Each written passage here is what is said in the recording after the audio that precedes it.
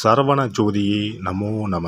வாழ்க வையகம், வாழ்க வளமுடன். அனைத்து தமிழ் நெஞ்சங்களுக்கும் கனிவான வணக்கங்கள். நீங்களும் ஸ்ரீ மங்களகரமான குரோதி ஆண்டு மார்கழி மாதம் 17ஆம் தேதி புதன்கிழமை அன்று தனுசு ராசி உத்திராடம் நட்சத்திரத்தில் கன்யா லக்கணத்தில் இந்த மகத்தான ஆங்கில புத்தாண்டு பிறக்கிறது.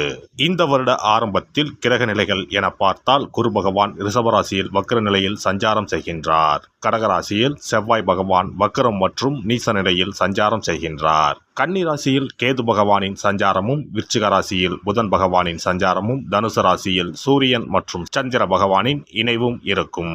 கும்பராசியில் சுக்கிரன் மற்றும் சனி பகவானின் சஞ்சாரம் இணைந்திருக்கும். அடுத்ததாக மீன ராசியில் ராகு பகவானின் சஞ்சாரம் இருக்கும். இவ்வித கிரக நிலைகளை கொண்டு இந்த 2025ஆம் வருடம் ஆரம்பமாகிறது. இந்த புத்தாண்டில் சனி பெயர்ச்சி, குரு பெயர்ச்சி, ராகு கேது பெயர்ச்சி என முக்கிய கிரகங்களின் பெயர்ச்சிகள் நடைபெற உள்ளது. இதன் காரணமாக சில ராசிக்காரர்களுக்கு குடும்பம், வேலை, தொழில் என அனைத்து விதத்திலும் முன்னேற்றம் ஏற்பட வாய்ப்புள்ளது.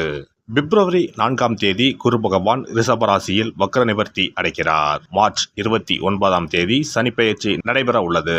சனி பகவான் கும்பராசியில் இருந்து மீனராசிக்கு இடப்பெயர்ச்சி ஆகின்றார். மே மாதம் 14ஆம் தேதி குரு பகவான் ரிஷபராசியில் இருந்து மிதுன ராசிக்கு இடப்பெயர்ச்சி ஆகின்றார். மே மாதம் 18ஆம் தேதி ராகு கேது பெயர்ச்சி நடைபெறும்.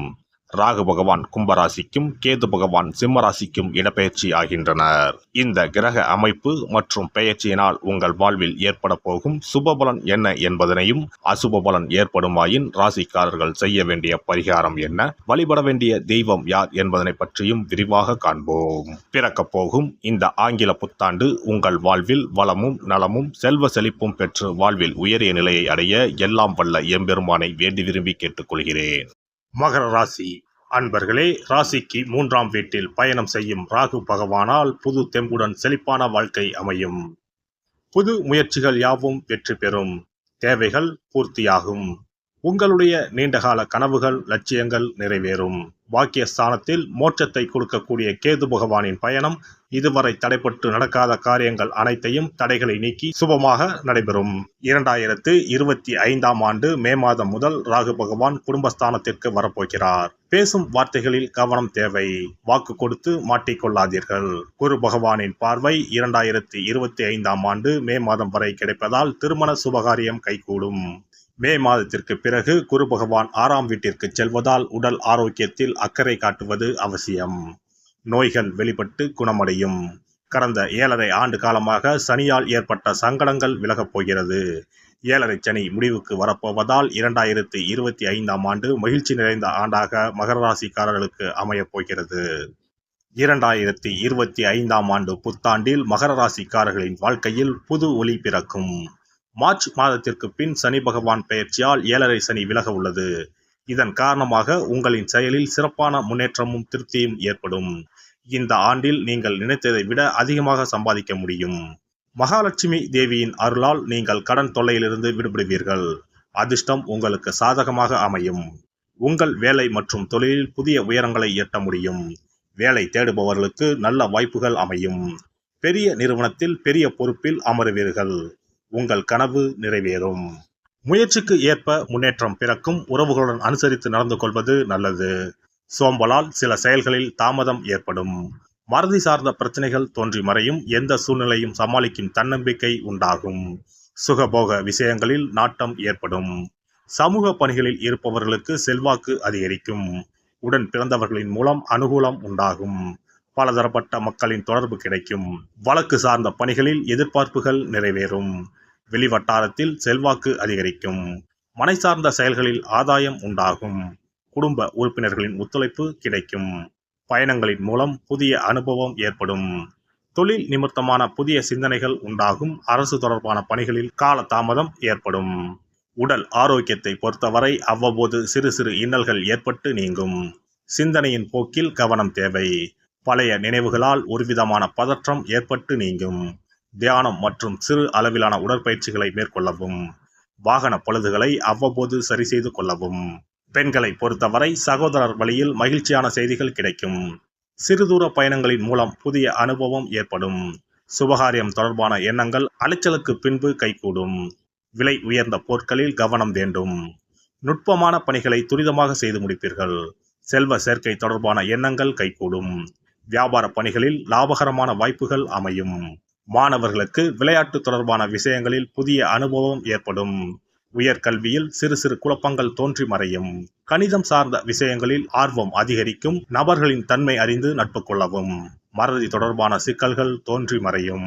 ஆராய்ச்சி பணி சார்ந்த வெளியூர் பயண வாய்ப்புகள் கைகூடும். பணி புரிவோருக்கு வேலை நிமித்தமான முயற்சிகள் கைகூடும். எழுத்து சார்ந்த துறைகளில் புதிய வாய்ப்புகள் கிடைக்கும். புதிய பொறுப்புகளின் மூலம் மதிப்பு மேம்படும். சக பணியாளர்களிடம் பொறுமையை கையாளவும்.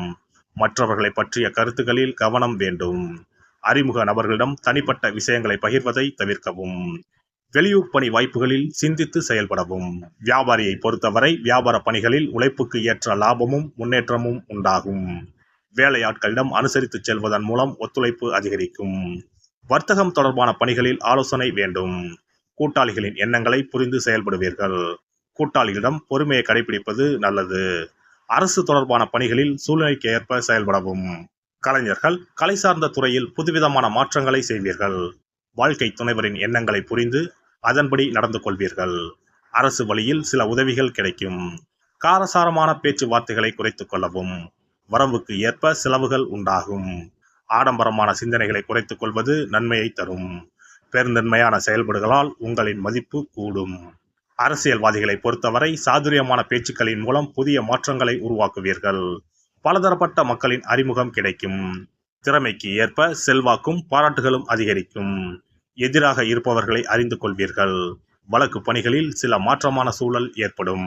வெள்ளிக்கிழமை தோறும் நல்லெண்ணெய் தீபம் ஏற்றி லட்சுமி நரசிம்மரை வழிபாடு செய்து வர முயற்சிகளில் உள்ள தடைகள் நீங்கும்.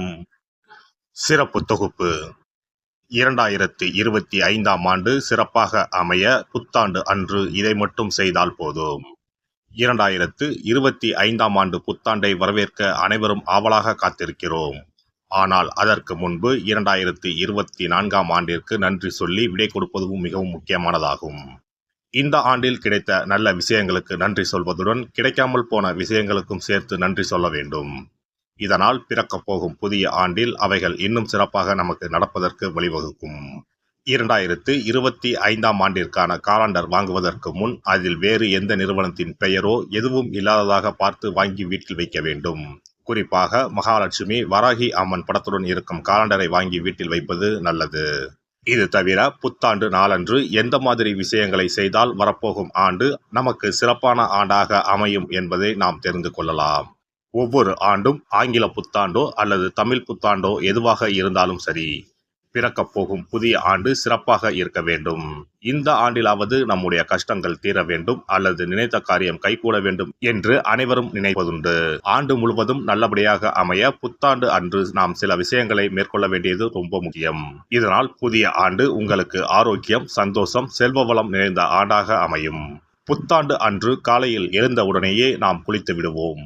அப்படி நாம் குளிப்பதற்கு முன் குளிக்கின்ற நீரில் 3 முக்கியமான பொருட்களை சேர்ப்பது மிகவும் நல்லது. அந்த தண்ணீரில் முதலில் சிறிது கல்லுப்பை சேர்க்க வேண்டும். கல்லுப்பு நமக்கு இருக்கும் கண் திருஷ்டி, எதிர்மறை ஆற்றல்கள் ஆகியவற்றை அகற்றிவிடும். அடுத்ததாக சிறிது மஞ்சள் தூளை அதில் சேர்க்க வேண்டும். இதுவும் எதிர்மறை ஆற்றல்களை நீக்கி வாழ்வில் மங்களங்களை நிறைய செய்யும். மூன்றாவதாக சிறிது சுத்தமான பாலை சேர்க்க வேண்டும். அது பசும்பாலாக இருப்பது மிகவும் சிறப்பானது. இவை மூன்றுமே மகாலட்சுமியின் அம்சமானவை என்பதால் இவற்றை நீரில் கலந்து குளித்தால் அந்த ஆண்டு முழுவதும் நமக்கு மகாலட்சுமியின் கடாட்சம் கிடைக்கும். அடுத்ததாக புத்தாண்டு அன்று காலையில் வீட்டின் வாசலில் சிறிதளவு மஞ்சள் தடவி அதன் மீது அரிசி மாவில் கோலமிட வேண்டும். அதன் மீது ஒரு அகலில் மஞ்சள் நிற திரியிட்டு நெய் விட்டு தீபம் ஏற்ற வேண்டும். அதற்கு பிறகு வீட்டிற்குள் நல்லெண்ணெய் தீபம் ஏற்றி அன்னாசி பூ நறுமணம் கொண்ட ஊதுபத்தியை ஏற்றி வைத்து வழிபட வேண்டும். இந்த ஆண்டில் வராகி அம்மனை வழிபடுவது சிறப்பானது. இதனால் வெற்றிகளும் மகிழ்ச்சிகளும் கூடும். அதேபோல் புத்தாண்டு அன்று இரவு 9 மணிக்குள் சில முக்கியமான பொருட்களை வீட்டின் பூஜை அறையில் வாங்கி வைத்து வழிபடுவதால் வீட்டின் பொருளாதாரத்தை அதிகரிக்க செய்யும். ராகு காலம், யமகண்டம் இல்லாத நேரம் புதிதாக தேங்காய் ஒன்றை வாங்கி வீட்டின் பூஜை அறையில் வைத்து வழிபட வேண்டும். அதன் பிறகு அதை எடுத்து சமையலுக்கு பயன்படுத்திக் கொள்ளலாம். தேங்காய் மங்களத்தின் அடையாளமாக கருதப்படுகிறது. இந்த பொருளை வீட்டில் வாங்கி வைப்பது மிகவும் நல்லது. அதோடு மயிலிறகை தேவஸ்தான கடைகளில் போய் வாங்கி கொண்டு வந்து வீட்டில் வைக்கலாம். முருகப்பெருமானின் வாகனமாக இருக்கக்கூடிய மயிலின் இறகை வீட்டில் வைப்பதால் நேர்மறை ஆற்றல்கள் பெருகும். அடுத்ததாக ஒரு கைப்பிடி அளவாவது பச்சரிசியை வாங்கி வீட்டில் வைத்து வழிபடலாம். கடைசியாக லட்சுமி குபேரர் சிலையை வாங்கி வைக்கலாம். லட்சுமி குபேரர் சிலை கிடைக்காவிட்டாலும் லட்சுமி குபேரர் படத்தையாவது வாங்கி வைத்து வழிபடுவது சிறப்பு. இதனால் ஆண்டு முழுவதும் வீட்டில் செல்வம் பெருகிக் கொண்டே இருக்கும். எல்லாம் வல்ல இறையருளால் நீங்களும் உங்கள் அன்பு குடும்பமும் உடல் நலம், நீலாயுள், நிறை செல்வம், உயர் புகழ், மெய்ஞானம் ஓங்கி வாழ்க வளமுடன். இந்த வீடியோ பதிவு உங்களுக்கு பிடித்திருந்தால் லைக் பண்ணுங்க, கமெண்ட் பண்ணுங்க, ஷேர் பண்ணுங்க, மறக்காம சப்ஸ்கிரைப் பண்ணுங்க, பக்கத்துல இருக்கிற பெல் பட்டனை கிளிக் பண்ணுங்க. நன்றி, வணக்கம். ஓம் நமச்சிவாய. சிவாய நம.